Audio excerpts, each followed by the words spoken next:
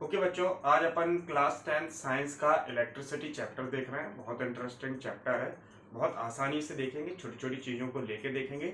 सारे कॉन्सेप्ट आपके क्लियर हो जाना चाहिए, है ना। इस तरीके से अपन कोशिश करेंगे इस चैप्टर को पढ़ाने की। सबसे पहले अगर इलेक्ट्रिसिटी में देखें तो सबसे पहले अपन देखते हैं एटम। एटम क्या होता है? सबसे स्मॉलेस्ट पार्टिकल होता है, सबसे छोटा पार्टिकल होता है, जिसे अपन क्या बोलते हैं? एटम। एटम में बेसिक 3 पार्टिकल होते हैं। इसमें भी क्या होते हैं? इलेक्ट्रॉन होते हैं, प्रोटॉन होते हैं और न्यूट्रॉन होते हैं। क्या होते हैं? इलेक्ट्रॉन होते हैं, प्रोटॉन होते हैं और न्यूट्रॉन। जैसे मैंने एक स्ट्रक्चर बनाया किसी एटम का और मैंने बीच में लिया प्लस, ये क्या कहलाता है? न्यूक्लियस कहलाता है। क्या कहलाता है? न्यूक्लियस कहलाता है। इसमें आपका प्रोटॉन प्रेजेंट रहता है प्लस न्यूट्रॉन प्रेजेंट रहता है।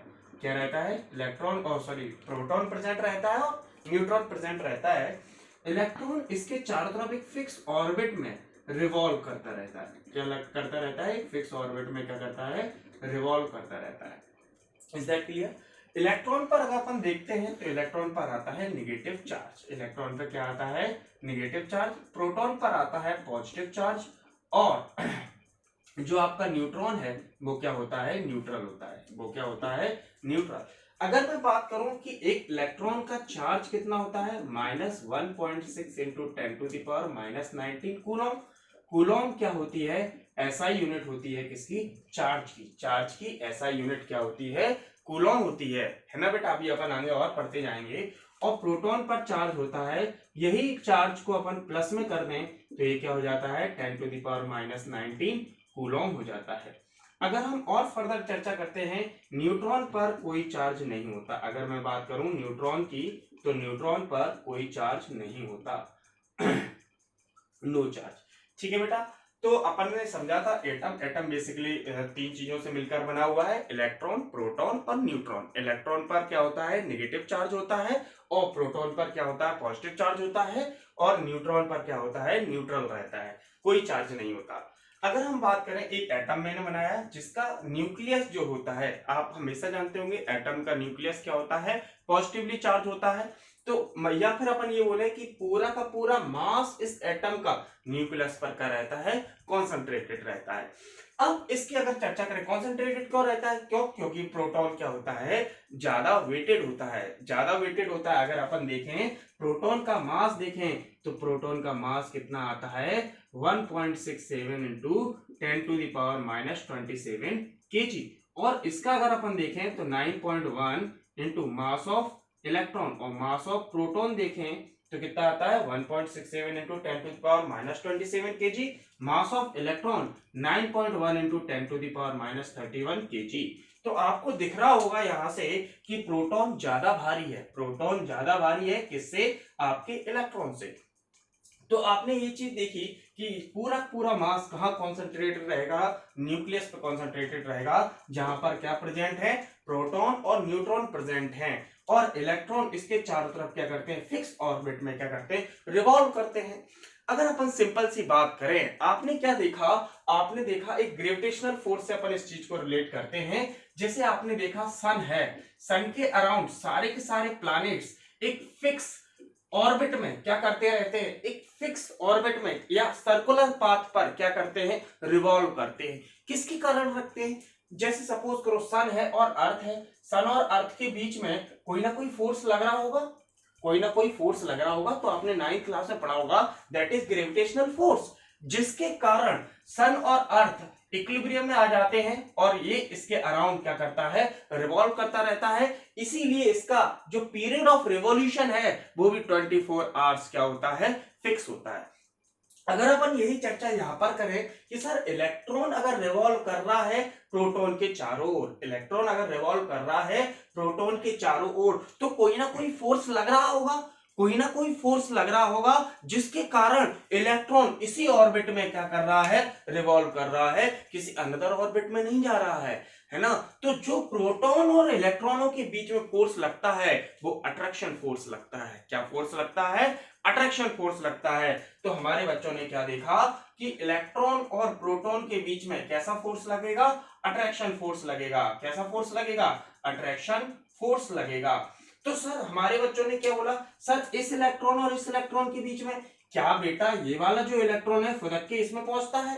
ये वाला इलेक्ट्रॉन कभी भी इस ऑर्बिट में नहीं पहुंचता, ये वाला इलेक्ट्रॉन कभी भी इस ऑर्बिट में नहीं पहुंचता, जबकि इसे दूर भेजने की कोशिश करता है। इसका मतलब है कि सर इलेक्ट्रॉन और इलेक्ट्रॉन के बीच में रिपल्सिव फोर्स लगता है। क्या कैसा फोर्स लगता है?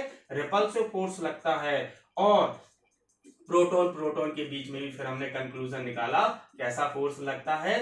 रिपल्सिव फोर्स लगता है। कैसा फोर्स लगता है? रिपल्सिव फोर्स लगता है। यहां तक हमने सिर्फ बेसिक चर्चाएं की हैं। थोड़ा सा और अपन देखें, इसके बाद अपन आते हैं अपने सिलेबस पर। तो इलेक्ट्रॉन आ गया, चार्ज आ गया, समझ में आ गया सारे बच्चों को? देखें ध्यान से। अब होता क्या है, जैसे अगर आप देखें ध्यान से, मैंने क्या किया, एक कंडक्टर लिया। क्या लिया? एक कंडक्टर। कंडक्टर क्या होते हैं हमारे बच्चे जानते हैं? चलो मटेरियल के बारे में बता दें। मटेरियल 3 प्रकार के होते हैं। There are 3 types of material. First one is conductor. Conductor क्या होते हैं, थोड़ा सा अपन बात को चले। कंडक्टर ऐसे सब्सटेंस होते हैं जिनसे इलेक्ट्रिसिटी इजीली कंडक्ट हो जाती है। जिनसे इलेक्ट्रिसिटी क्या होती है? इजीली क्या हो जाती है? कंडक्ट हो जाती है। वो क्या कहलाते हैं? कंडक्टर कहलाते हैं। या मैं बोलूं कि कंडक्टर ऐसी सब्सटेंस होते हैं जिनमें नंबर ऑफ फ्री इलेक्ट्रॉन्स क्या होते हैं? बहुत ज्यादा होते हैं। आप लोग अभी थोड़ा सा याद रखेंगे, थोड़ा सा मेमोराइज करने की कोशिश करेंगे। कंडक्टर क्या होते हैं? ऐसे सब्सटेंस होते हैं जिनमें से इलेक्ट्रिसिटी पास हो जाए, है ना। और दूसरा जो आता है वो इंसुलेटर होता है। क्या होता है?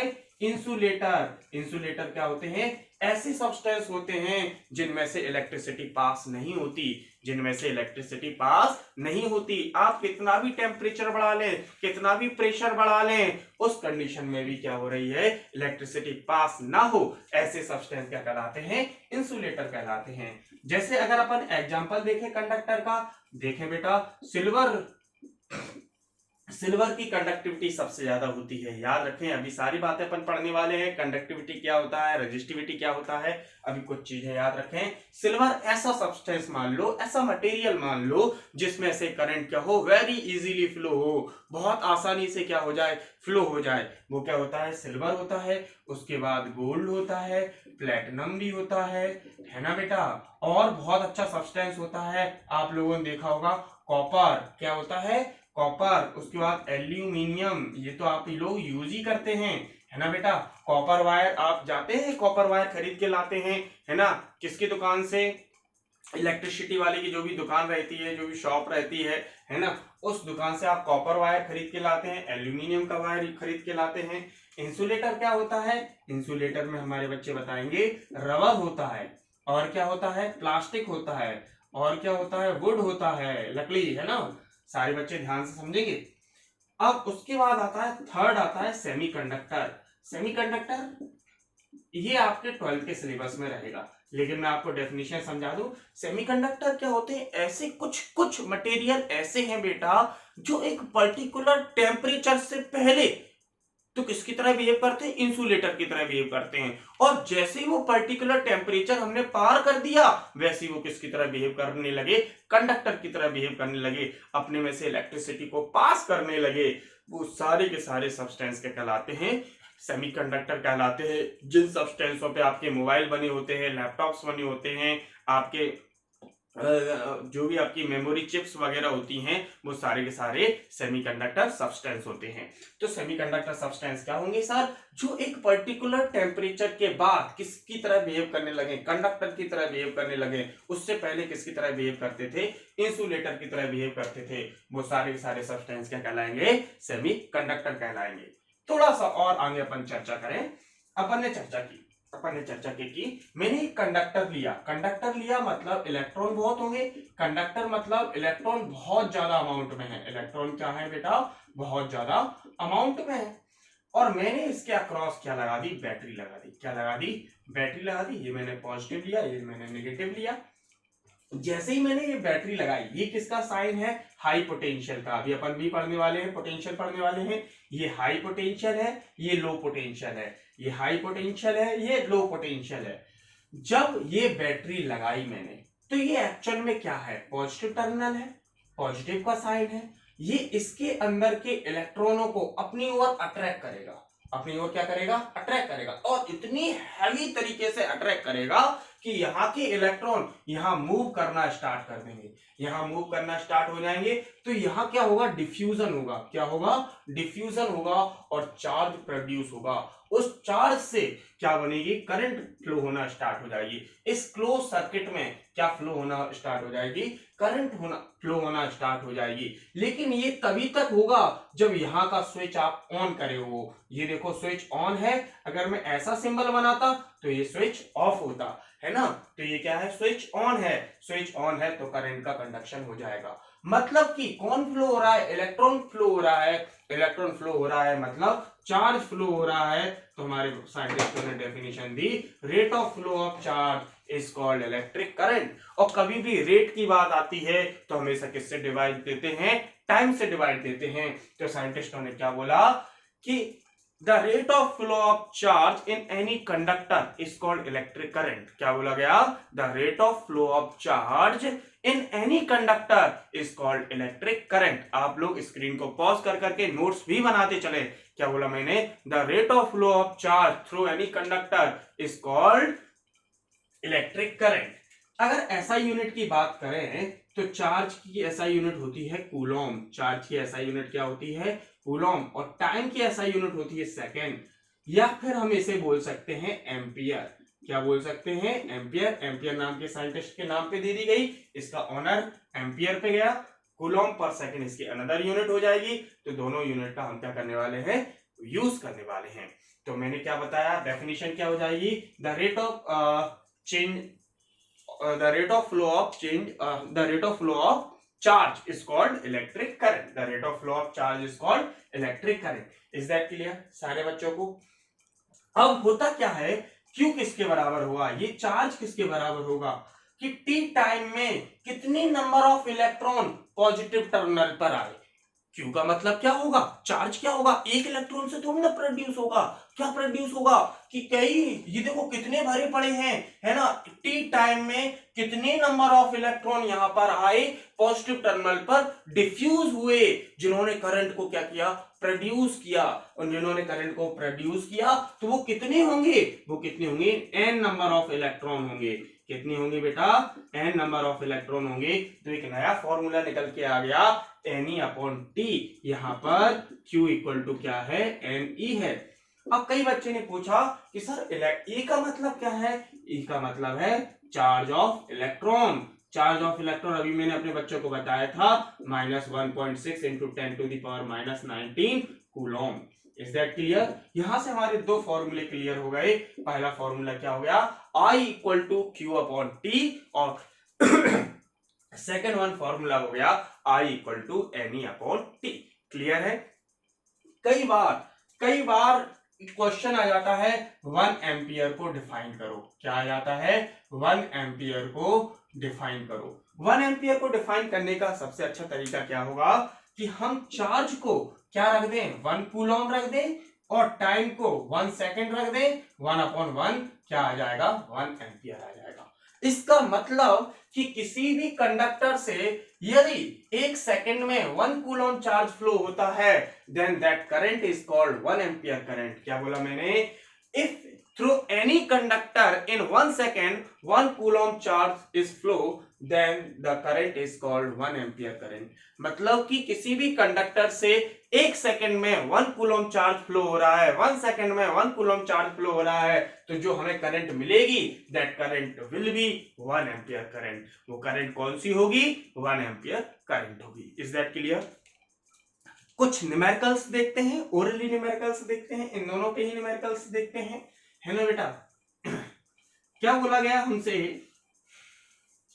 पहला क्वेश्चन हमने बनाया, पहला क्वेश्चन पूछा गया, how many number of electron, how many number of electron passes in 1 coulomb charge. How many number of electron in 1 coulomb charge? क्या ये सही रहेगा, बिल्कुल सही है। क्यों सही है, देखो हम क्या जानते हैं, Q equal to N E, Q equal to N E, N equal to कितना हो जाएगा, Q अपॉन ई।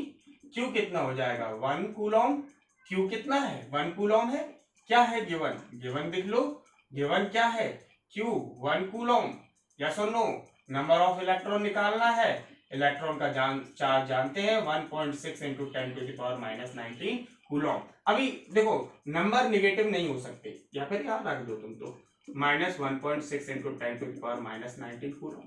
क्या नंबर निगेटिव हो सकते हैं? नंबर निगेटिव नहीं हो सकते। हाँ ये हो सकता है इतने नंबर निकाले गए, इतने इलेक्ट्रॉन निकाले गए, इतने इलेक्ट्रॉन का डिफ्यूजन हुआ, इतने इलेक्ट्रॉन बचे, ये हो सकता है बट नंबर नेगेटिव नहीं हो सकता।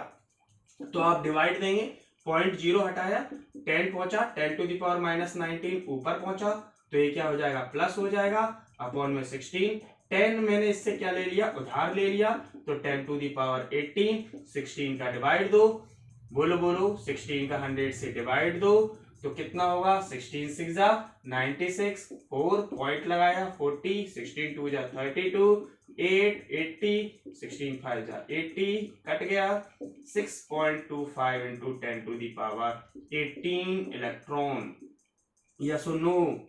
अब समझो कहानी को, अब समझो कहानी को। पहले मैं आपको ये बताऊं कि आप सोचो मास ऑफ इलेक्ट्रॉन कितना है, 9.1 इंटू 10⁻31 kg। कई बच्चों ने मेरे से पूछा कि सर इलेक्ट्रॉन विजिबल क्यों नहीं होता, इलेक्ट्रॉन को हम देख क्यों नहीं सकते? क्या बेटा आपकी आंखें 10⁻31 kg ऑर्डर की चीज को देख सकती हैं? नॉट पॉसिबल, पॉसिबल ही नहीं है। अच्छा सर ऐसा है? हाँ बिल्कुल है। फिर मेरे बच्चों ने बोला कि सर यही क्वेश्चन मेरे बच्चों ने पूछ लिया, how many number of electron passes in 1 coulomb charge, 1 coulomb charge में कितने नंबर ऑफ इलेक्ट्रॉन पास हो सकते हैं? सोचिए आप, 1 कूलम चार्ज, 1 कूलम चार्ज और कितने इलेक्ट्रॉन, 10⁻18 इलेक्ट्रॉन।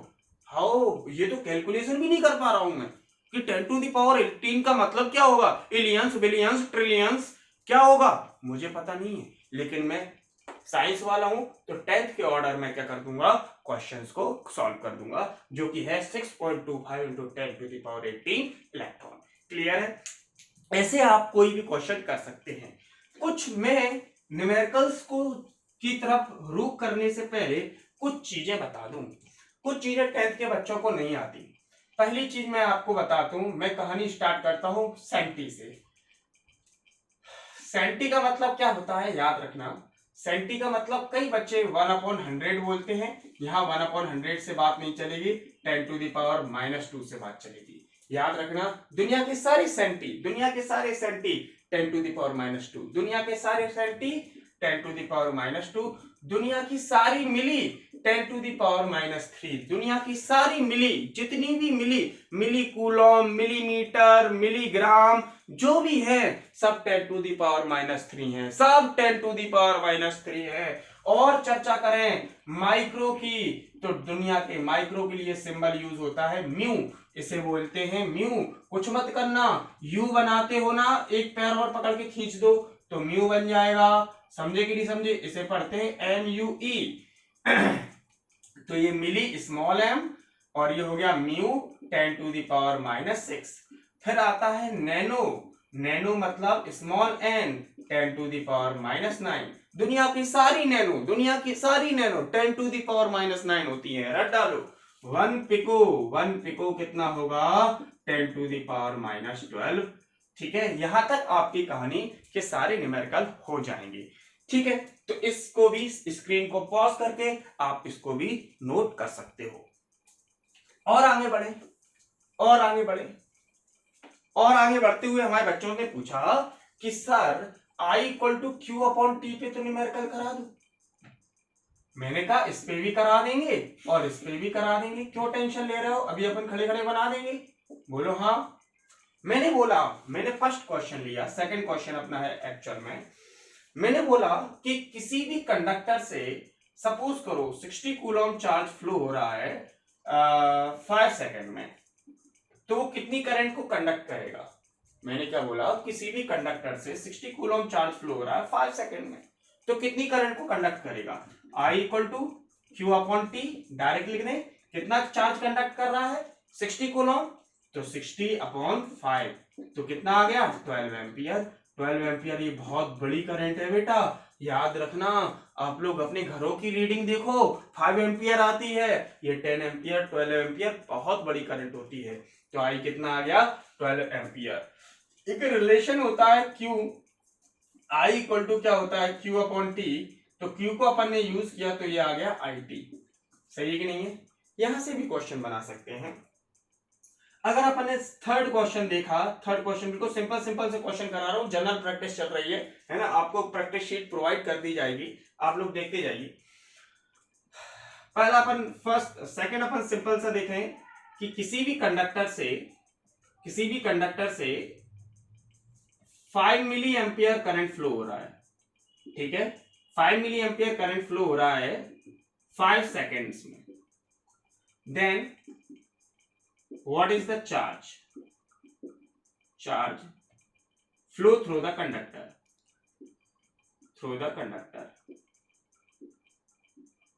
मैंने बोला किसी भी कंडक्टर से 5 मिली एम्पियर की करंट फ्लो हो रही है 5 सेकेंड में, 5 मिली एम्पियर की करंट फ्लो हो रही है। देखो बेटा क्वेश्चन फिर से सुनो, मैंने क्या बोला कि किसी भी कंडक्टर से, ध्यान सुनो, आप क्वेश्चन को अपने वर्ड्स में लिखने की कोशिश करो। क्या बोला मैंने? किसी भी कंडक्टर से 5 मिली एम्पियर की करंट 5 सेकंड में फ्लो हो रही है, then what is the amount of charge flow through the conductor. Question क्या है, ध्यान समझो, क्वेश्चन क्या है कि क्या बोला मैंने, किसी भी कंडक्टर से 5 मिली एम्पियर की करंट फ्लो हो रही है in 5 second, then what is the amount of charge flow through the conductor. उस कंडक्टर से कितने अमाउंट में चार्ज फ्लो हो गया, इसका मतलब अपन क्या यूज करने वाले हैं, Q equal to I T, I मतलब करंट 5 मिली, दुनिया की सारी मिली। मैंने क्या बोला, देखो रेड से लिखते हैं, गिवन डेटा हम टाइम वेस्ट नहीं करेंगे। आई दुनिया की सारी मिली 10 टू दी पावर -3 एम्पियर, है ना, तो बोलो तो 5 इंटू 10 टू दी पावर -3, और ये टी कितना हो जाएगा 5 5 जा 25 into 10 to the power -3, 25 milli coulomb. Yes और नो? 10 टू दी पावर -3 हटेगा, 10 टू दी पावर -3 जब हटेगा तो उसकी जगह क्या आएगा, स्मॉल एम आएगा। तो 10 टू दी पावर -3 की जगह स्मॉल एम मतलब मिली का यूज किया मैंने, 10 टू द -3 स्टैंड्स फॉर मिली, तो ये 25 मिली कूलम। इसको कर लीजिए, स्क्रीन पॉज करके लिख लीजिए पूरा।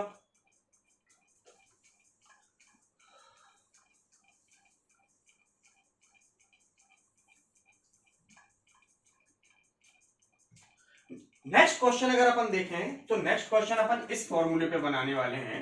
मैंने क्या बोला, किसी कंडक्टर से, नेक्स्ट क्वेश्चन जो भी थर्ड या फोर्थ जो भी हो, मैंने क्या बोला, इस कंडक्टर से अगर 5 माइक्रो एम्पियर की करंट फ्लो हो रही है 30 सेकेंड में, 30 सेकेंड में 5 माइक्रो एम्पियर की करंट फ्लो हो रही है, then calculate the number of electron flows through the conductor. Question is what, question फिर से देखें, किसी भी कंडक्टर से 5 माइक्रो एम्पियर की करंट फ्लो हो रही है 30 सेकेंड में।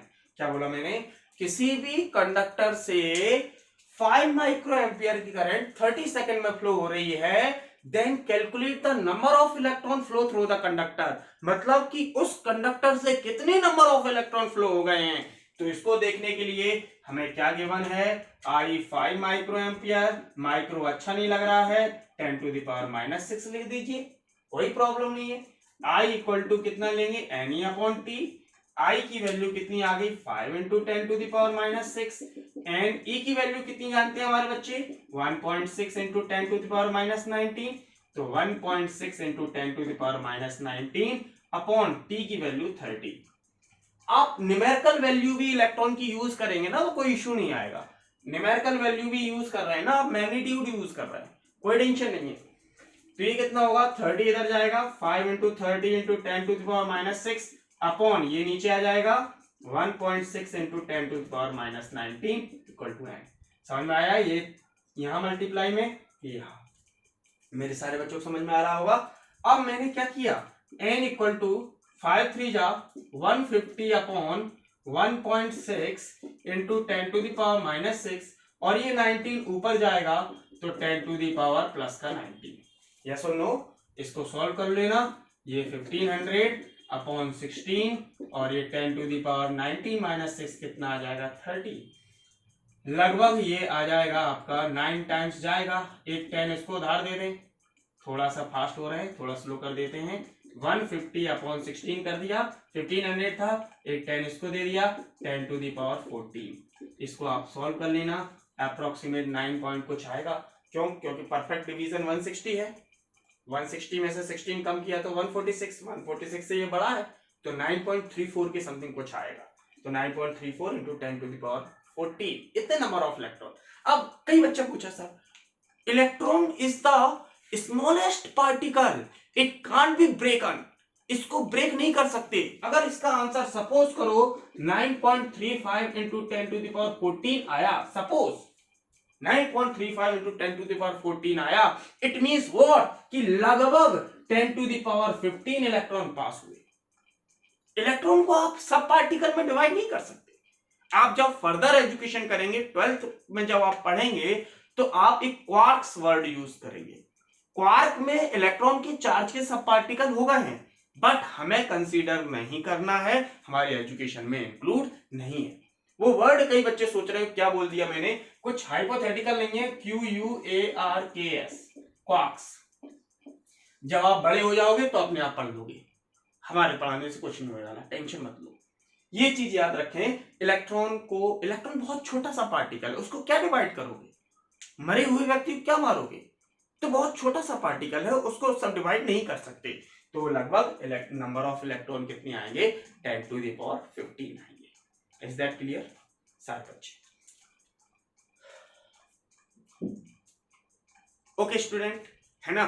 इसके बाद अपन नेक्स्ट लेक्चर देखेंगे जिसमें अपन आगे की चर्चा करेंगे, सर्किट पढ़ेंगे, टाइप्स ऑफ सर्किट पढ़ेंगे, स्विचेस पढ़ेंगे, उसके बाद ओम्स लॉ पढ़ेंगे, रेजिस्टेंस पढ़ेंगे, टाइप्स ऑफ रेजिस्टेंस पढ़ेंगे, फैक्टर्स अफेक्टिंग द रेजिस्टेंस पढ़ेंगे। उसके अलावा पोटेंशियल भी पहले पढ़ लेंगे। उससे पहले अपन क्या पढ़ लेंगे? पोटेंशियल। आज अपन ने सिर्फ और सिर्फ इलेक्ट्रिक करंट का जनरल डिस्क्रिप्शन सुना है, जनरल इसका इंट्रोडक्शन सुना है।